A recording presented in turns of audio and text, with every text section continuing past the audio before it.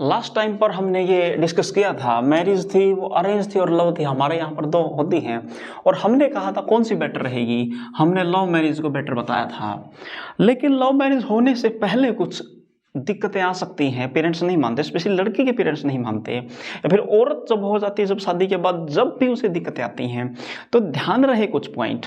सबसे पहला पॉइंट ये है, औरत का घर बर्बाद करने के लिए बहुत से लोग आ सकते हैं, लेकिन जब वो औरत बर्बाद हो जाए, उसको सच में ज़रूरत हो, जब कोई नहीं आता है, जब उसका साथ केवल और केवल लाइफ पार्टनर दे सकता है।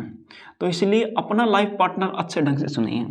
अब बात ये भी आती है, लाइफ पार्टनर कैसे चुने।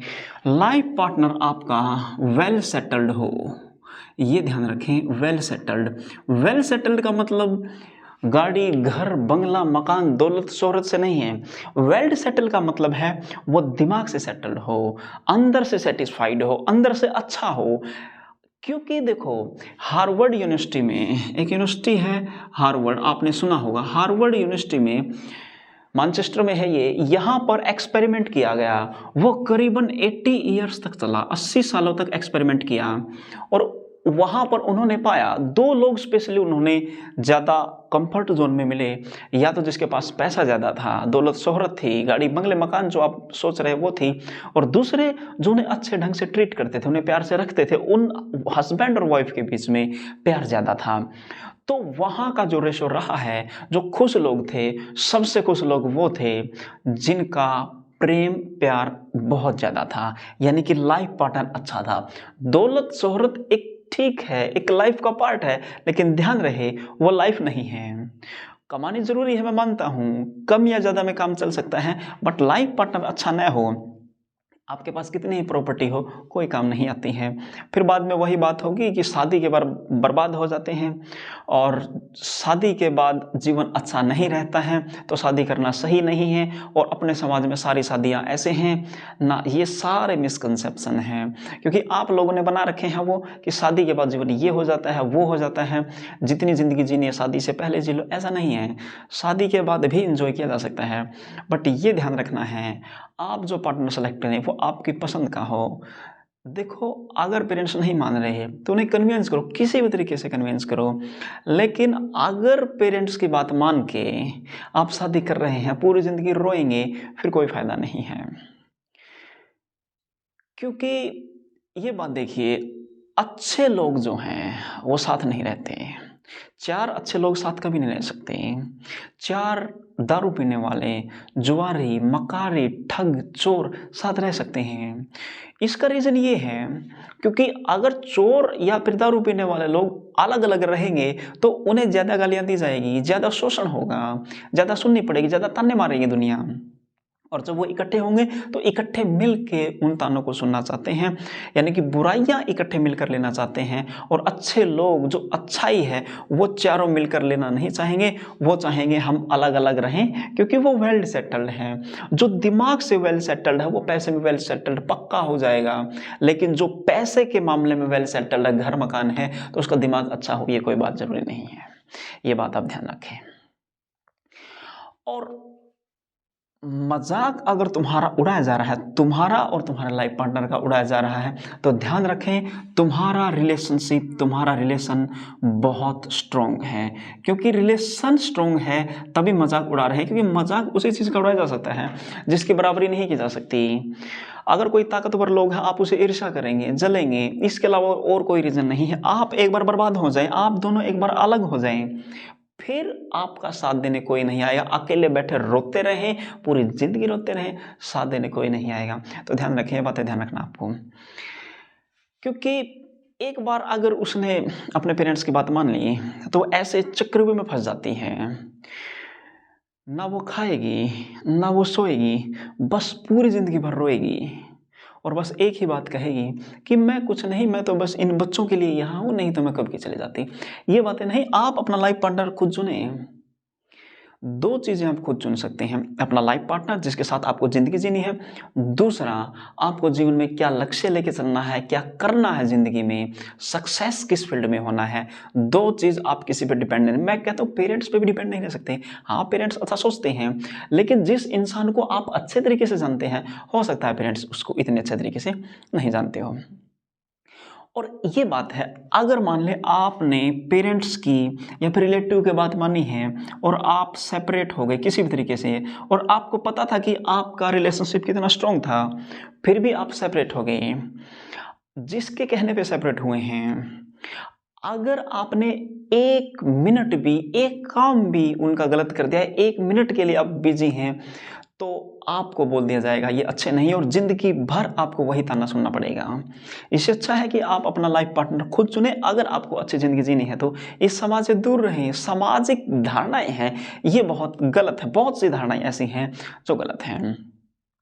और एक बात ध्यान रखना, जो लोग आपको गलत कर रहे हैं, आपके साथ गलत कर रहे हैं, तो ऊपर वाले की चक्की बहुत धीमे चलती है, मानता हूँ, लेकिन ध्यान रखें वो बहुत अच्छे तरीके से पीसना जानती है, सभी लोगों को पीस देगी। इसलिए कुछ टाइम के लिए आपके सामने कुछ दिक्कतें आ सकती हैं, लेकिन उसके बाद आप अपनी लाइफ अच्छे ढंग से जी पाएंगे। समाज क्या कहता है, दुनिया क्या कहती है, पेरेंट्स क्या कहते हैं, डजेंट मैटर। कुछ टाइम के बाद पेरेंट्स मान जाते हैं, लेकिन लाइफ पार्टनर जिसको आपने मना कर दिया, धोखा दे दिया, वो कभी नहीं मानेगा। मैं ये नहीं कहता, लाइफ पार्टनर सेलेक्ट करते टाइम मैंने बताया था कम से कम 1 ईयर का आप टाइम लें, 1 ईयर में देखें, उसके साथ बात करें, अच्छे ढंग से समझें कि वो कैसा है, क्या हम उसके साथ ज़िंदगी जी सकते हैं। अगर वो अच्छा है, आपकी कुछ आदतें, हैबिट उससे मैच करती हैं जो मैच करनी चाहिए, अगर आप साथ में बैठ के हंस सकते हैं दोनों, और साथ में बैठ के रो सकते हैं अगर दुख है, या फिर दोनों एक दूसरे को अपना लाइफ टारगेट जो लाइफ गोल है उसको अचीव करने में हेल्प कर रहे हैं, तो वो बेस्ट लाइफ पार्टनर है। 1 साल काफ़ी है। 1 साल से ज़्यादा टाइम ले रहे हो तो अच्छी बात है, अगर तुम्हारे पास टाइम है तो अच्छी बात है, नहीं तो आपको इतना ज़्यादा टाइम नहीं लेना चाहिए, क्योंकि एक बार निकल गया ना ये, तो दोबारा ज़िंदगी में नहीं आने वाला है। और अच्छे लाइफ पार्टनर कैसे, यानी कि जो लॉयल पार्टनर हैं, लॉयल, या फिर जिसका ज़िंदगी में किसी के साथ कोई अफेयर ना रहा हो, ऐसे लोग बहुत ही रेयरली मिलते हैं। अगर ऐसे लोग आपको मिले हैं, ऐसा पार्टनर आपको मिला है, तो गारंटेड आपको किसी की नहीं सुननी चाहिए। आप भगवान से प्रार्थना करें, मंदिर जाएं और दिया लगाएं और प्रसाद बांट दें कि आपको एक लॉयल और एक ऐसा पार्टनर मिला जिसने कोई भी अफेयर नहीं किया है। बहुत अच्छा है। बस लास्ट में आप ये दे सकते हैं कि उसका जो सेटलमेंट जो देख रहे हैं वेल सेटल्ड है, वो इतना हो बस आपका पेट भर सके, इसके अलावा आपको कुछ नहीं चाहिए। अगर उस टाइम पे वो पेट नहीं भर रहा लेकिन दिमाग से अच्छा है, तो हो सकता है फ्यूचर में अच्छी जॉब लग जाए, अच्छा काम कर जाए, वो टेंशन लेने की ज़रूरत नहीं है। लेकिन ज़माने को देखते हुए कि ज़माना क्या कहेगा, उसको देखते हुए अगर आप सेपरेट हो रहे हैं तो आपकी ये मूर्खता है, फिर आपकी एजुकेशन का कोई मतलब नहीं रह जाता, क्योंकि ज़माना जो कहता है आप वही करें। 2 सेकंड में आपके खिलाफ हो जाएगा, कुछ भी अगर छोटी सी मिस्टेक आपसे हुई तो क्यों ज़माने के साथ जा रहे हैं। दुनिया बहुत बुरी है आज के ज़माने में, अच्छे लोग बहुत कम मिलते हैं। अगर आपको अच्छा मिला है तो आप नहीं छोड़ सकते, आप उसके साथ ज़िंदगी जिए, बहुत अच्छा हो जाएगा। पेरेंट्स नहीं मान रहे, एक बार कन्विंस करें, लेकिन बाद में पेरेंट्स भी मान जाते हैं। कई पेरेंट्स ये बोल देते हैं कि हम तो मार देंगे, हत्या कर देंगे, ये कर देंगे, लेकिन ऐसी पेरेंटिंग बहुत घटिया लेवल की है, ये उन्हें तो भगवान भी माफ नहीं करता। पेरेंट्स को चाहिए कि अपने बच्चे किस चीज़ में खुश हैं, हम बच्चों की खुशी के लिए कुछ भी कर सकते हैं, ऐसे पेरेंट्स चाहिए। और पेरेंट्स उनके प्यार के खिलाफ हो जाए तो ऐसा नहीं हो सकता। वो भी देखो जाति धर्म को लेकर थोड़ा बहुत सोच सकते हैं, लेकिन अगर अच्छे इंसान हैं, एजुकेटेड है, वो जाति धर्म पे भी नहीं जाएंगे।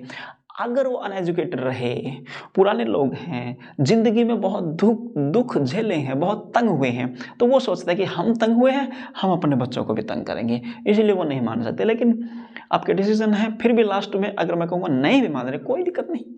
Everything is fair in love and वार। आप कोई भी चीज़ अपना सकते हैं, लेकिन आप जिसके साथ खुश हैं उसके साथ ज़िंदगी जिएंगे तभी दुनिया का भला हो सकता है, क्योंकि आदत होती है दुनिया की अपने लाइफ के अलावा दूसरे की लाइफ में झांकने की। लेकिन अगर आप अपने को अच्छे ढंग से संवार रहे हैं, अपने अंदर देख रहे हैं, तो आपको दुनिया को देखने की ज़रूरत ही नहीं है। तो ये चीज़ें आप ध्यान रखेंगे किसी भी रिलेशनशिप में जाने से पहले। अगर रिलेशनशिप ये चीज़ें आपके रिलेशनशिप में हैं तो आप बहुत ही लकी हैं, बहुत भाग्यशाली इंसान हैं।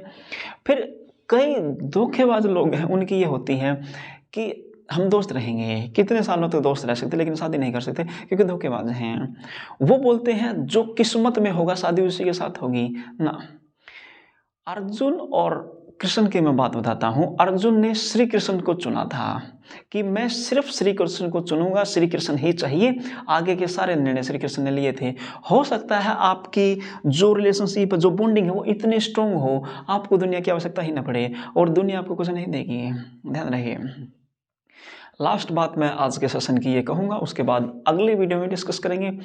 अगर मान लीजिए आपका घर का दरवाज़ा गलत डायरेक्शन में है और आपकी शादी हो चुकी है और आप किसी के पास जाएं और वो कहें कि आपका घर का दरवाज़ा गलत दिशा में है, या फिर आपकी वाइफ गलत है या हस्बैंड गलत है, तो आप उसका सोल्यूशन कैसे करेंगे? उनसे पूछेंगे कि क्या करना चाहिए, तो वो एक ही एडवाइस देंगे, या तो आप घर को तोड़ के दोबारा बना लें, या घर का दरवाज़ा चेंज कर लें, या फिर वाइफ को छोड़ दें। लेकिन मैं कहूँगा ऐसा कुछ नहीं। भगवान की प्रार्थना करें, जैसे हैं उसके साथ खुश रहें, उसके साथ इतना अच्छा ढंग से व्यतीत करें समय, अच्छे ढंग से प्लानिंग करें। हो सकता है भगवान आपका लिया हुआ निर्णय ही इतना ज़बरदस्त साबित कर दे जिसकी कोई हद नहीं हो सकती है। मैं लव के खिलाफ नहीं हूँ, मैं लव के साथ हूँ, क्योंकि केवल इंडिया में ही ये समस्याएं हैं, लव के मामले में ऐसी समस्याएं आ रही हैं। तो अब मिलते हैं नेक्स्ट एपिसोड में, तब तक के लिए नमस्कार।